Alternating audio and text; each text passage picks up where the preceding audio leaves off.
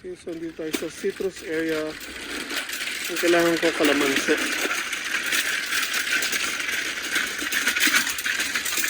May kalamansi na ako sa bahay guys, pero ang kailangan natin yung para sa farm.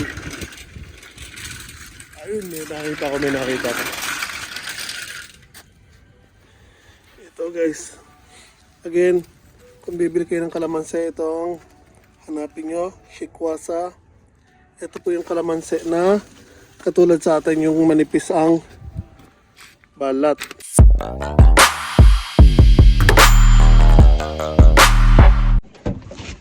Hello guys, so andito na naman po tayo sa may Joyful Honda. So it's that time of the year na naman na mag-umpisa na naman tayo magtanim and mamimili tayo ng tatanim natin dito and mga pataba na gagamitin natin. Samahan niyo ako.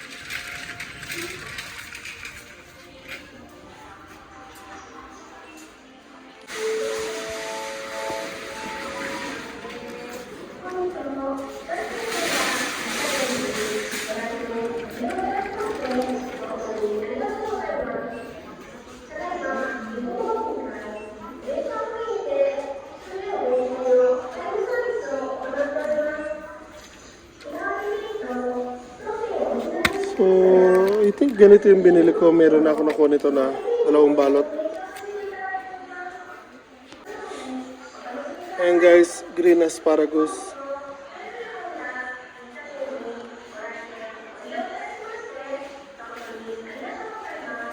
Dito naman yung purple or violet na asparagus. Ayan. So, ito ang price yan.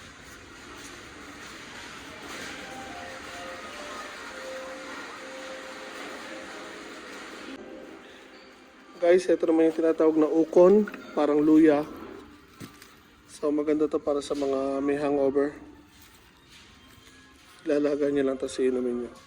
Tanggal agad ang hangover nyo. So ito, bili tayo nito yung pang escabeche, turmeric. Bili tayo sa nito. Pili rin tayo ng luya. Ito, ukon din to. Hanapin natin yung luya. Ito yung isang parang klase ng ube, oh. Parang burot. Ito yung mga seedlings nila ng mga bulaklak, guys.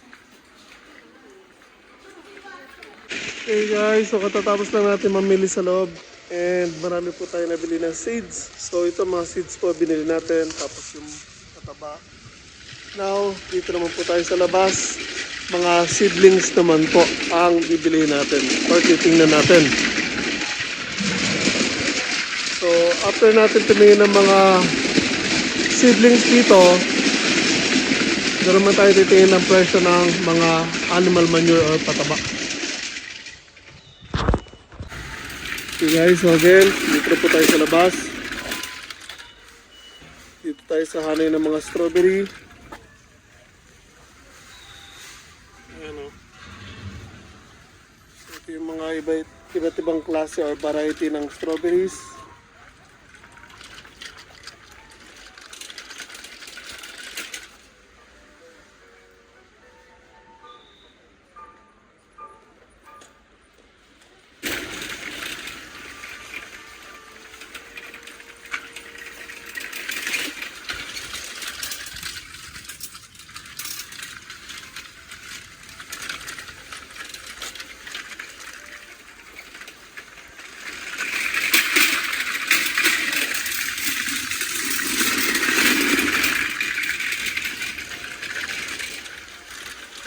broccoli, and celery, parsley, spinach.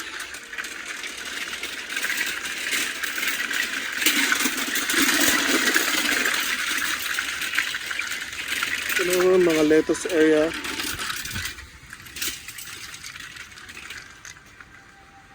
Yan, iba't ibang klase ng lettuce.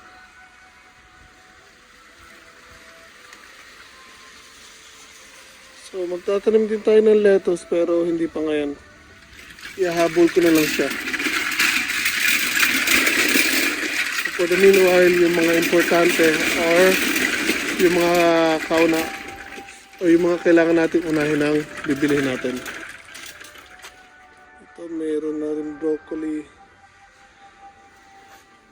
So bibili din tayo ng broccoli, guys.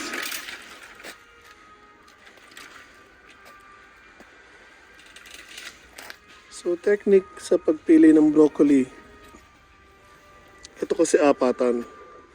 So make sure yung tinitingnan nyo, meron to yung sa dulo. Minsan kasi wala.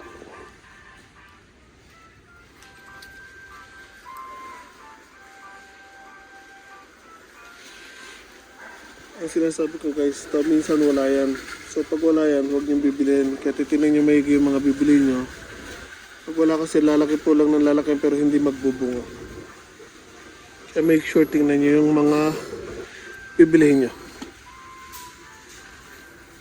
And syempre, kung pipili na lang din kayo, dito pa lang, tingnan nyo kung alin yung pinakamalaki, pinakamalusog.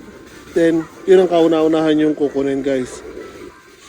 After nyo tingnan or piliin,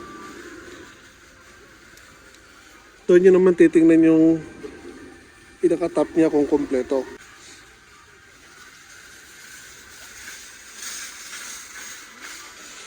So meron na tayong 8 broccoli, dagdag pa tayo.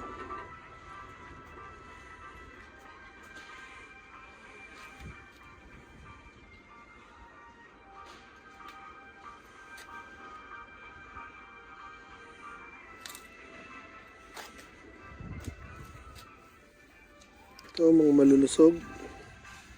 Kompleto sila. Wait, nakalimutan ko muna ng basket.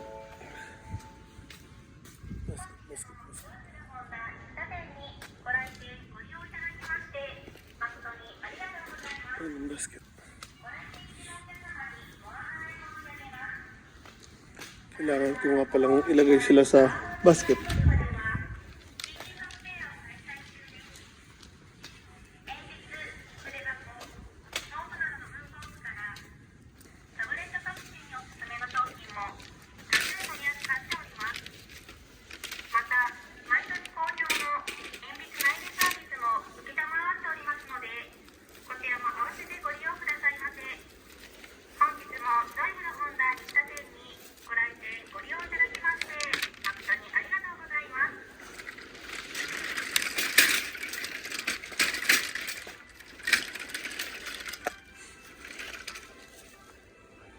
So, yun yung regular na klase or variety ng broccoli. Ito, ibang variety ng broccoli yan, guys.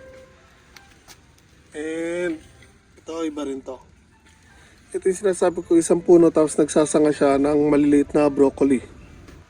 So, ito continuous lang. Hindi katulad yung sa regular broccoli. After i-harvest yung broccoli head, tapos na. Ito po, continuous po siyang mag-sprout sa side. Ganito pa magiging itsura niya. Maglalabas siya na maglalabas sa side. Ito naman repolyo. So ilang beses na ako nagtanim ng repolyo, kaya nga lang lumalaki sila. Ang problema ko yung insekto. Napakalapit din sila ng insekto, guys.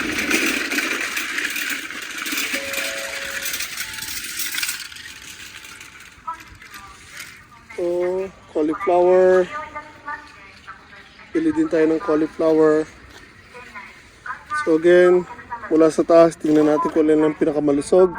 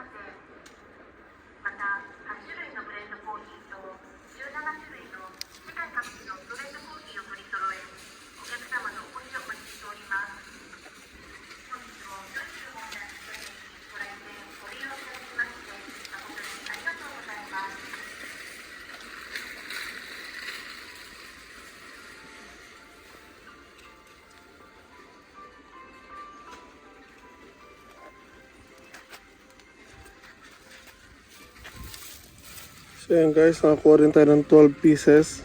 Bali, tig 12 piraso ng broccoli at cauliflower. Okay, so dito tayo sa citrus area. Ang kailangan ko kalamansi.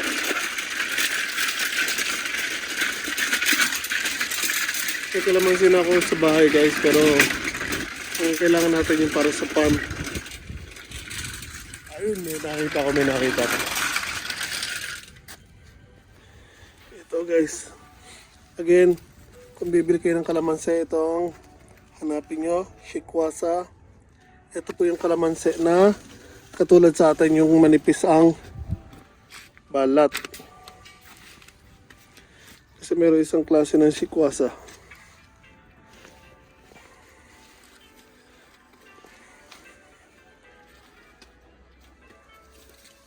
Ito, makapal ang balat yan. So, kailangan natin yung maninipis lang balat.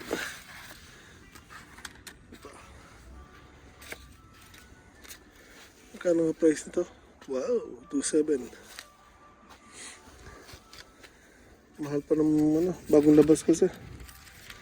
Dahil 2.7 siya, isa lang muna bilhin natin.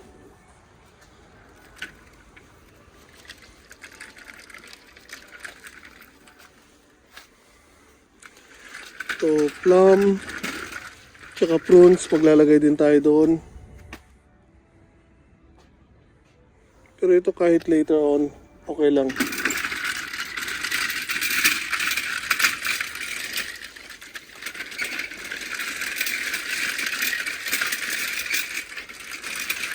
Meron ako nakitang ubas dito, babalikan natin. Binalikan natin pala ngayon, hindi babalikan. So, dito na nga pala tayo. So, wala na yung isa.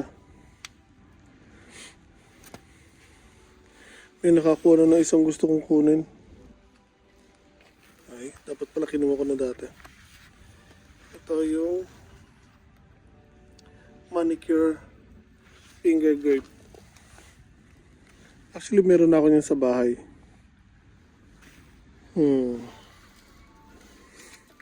Sayang, may nakakuha ng iba.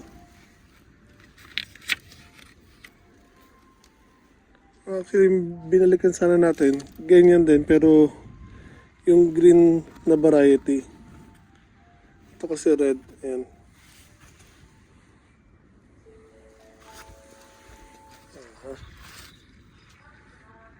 Sayang. Bihira kasi kayo makakatsyempo ng mga ganyan na variety ng ubas.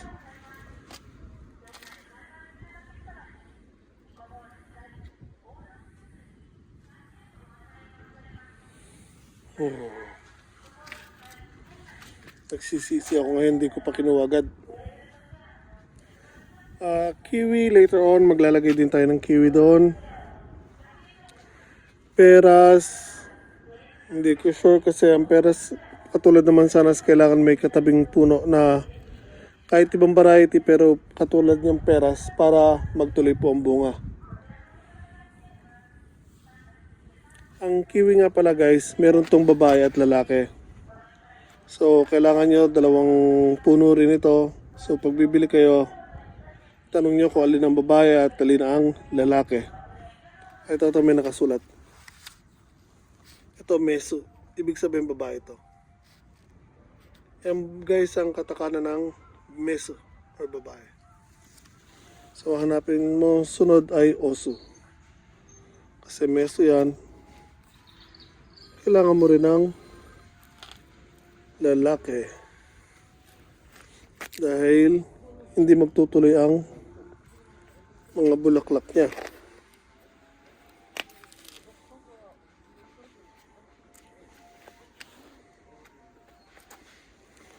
Saan ang babae niya o lalaki niya?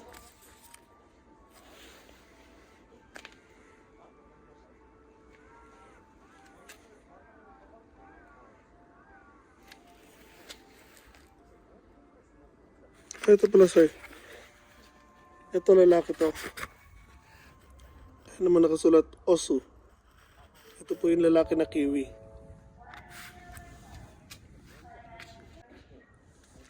Kaki, maglalagay din tayo ng ilang variety ng kaki doon, pati sa taas ng bundok guys.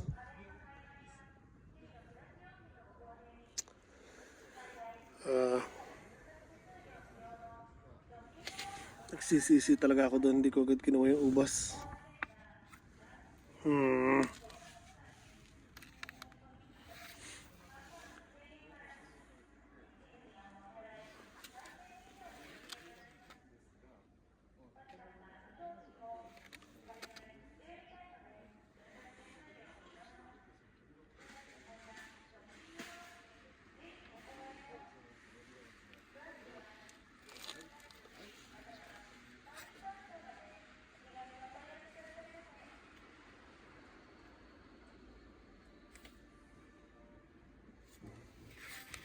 Ano ba ito?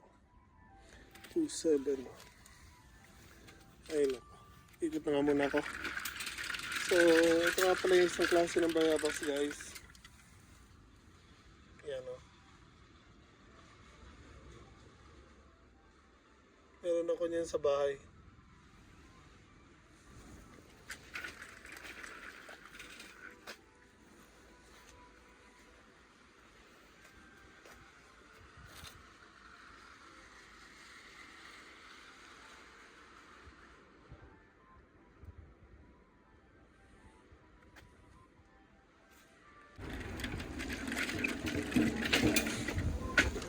So guys, ito naman ang pig.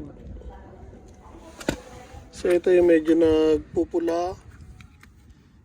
Ito naman dilaw lang siya. Same as here. Ito naman kulay violet. Fig or ichijiko dito sa Japan. Ito naman mga kastanyas. Yan o. Pa isang klase ng pig. Ito yung malalaki.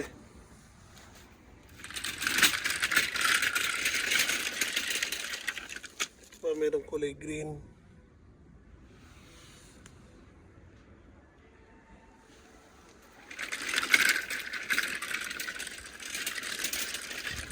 Jujube. Mahal pa rin jujube o nasa 2.5 pa. So meron na ako nito sa bahay. Meron na ako mga napaugatan. So hindi ko na kailangan yan. Sa bahay na lang paparamihin ko. Ito granada. Pomegranate.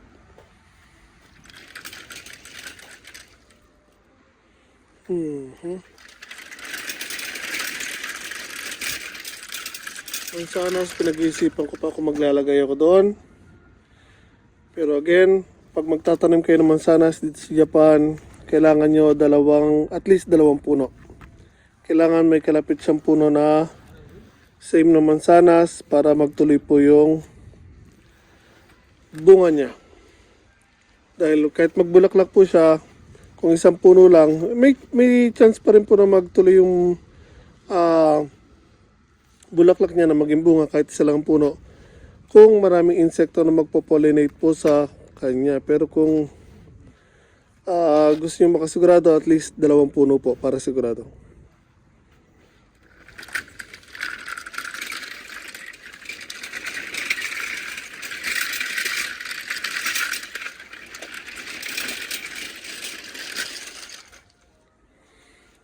Berries. So sayang lang berries.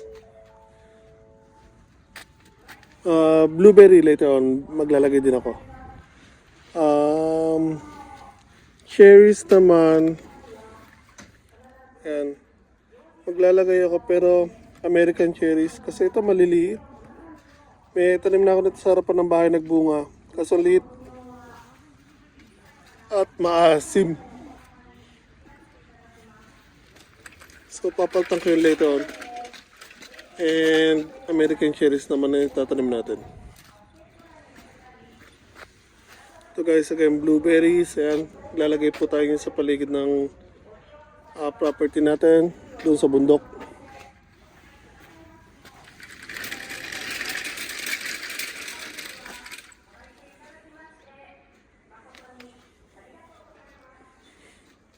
Momo. So again, ng fruit trees, kahit later on natin nilagay, wala pong problema. So sa ngayon, yung main muna natin is yung garden. So ito, kinuha ko lang to kasi mahirap actually makachempo ng kalamansi, lagi nauubos. Kaya dahil medyo mahal, isa lang po ang kinuha ko muna. Okay guys, so bayaran ko lang muna to. Tapos tingnan naman natin yung mga animal manure doon sa section na yun. Doon. Then tingnan natin kung ilan ang bibili natin. Tapos diretso tayo bundok. Siya nga pala guys, sa mga mahihilig mo sa mga bulaklak. Ayun po, puro mga bulaklak yan. Iba't ibang klase na bulaklak po yan. So matutuwa kayo pag nagpunta kayo dito. Okay guys, so tumingin po ako ng pataba pero wala ako nakita yun sa hinahanap ko. So bukas na lang po ako dadaan sa may Sekicho kasi alas 5 pasado na. So bukas after work, bago ako dumiretso ng bundok, punta ako sa Sekicho, yung isang so yung isang nursery na pinupuntahan ko rin. Doon po tayo bibili ng mga pataba na kailangan natin dahil laging meron doon. So doon na lang po tayo bibili bukas, tapos dali natin sa bundok. So again, babalik tayo next week dito para tumingin na iba pang mga seedlings kasi as of now limited pa lang nilalabas nila. Bukas titingin din tayo sa Sekicho kung ano pwede natin mabili doon. So as for sa seeds, ang dami ko po nabili guys, pero magdadagdag pa rin po tayo ng seeds. So meron ako mga kakaiba dito na binili. So later na lang, pag tinanim natin, doon ko na lang papakita sa inyo. So again guys, uwi muna ako. So baka yung mga susunod na videos natin. Sana po nagustuhan niyo po ang simple binagi ko sa inyo. So kung magagawa niyo po, pakilike naman po video na to, share sa mga kaibigan niyo, and subscribe na rin po sa channel ko. Hit po tayo lahat palagi.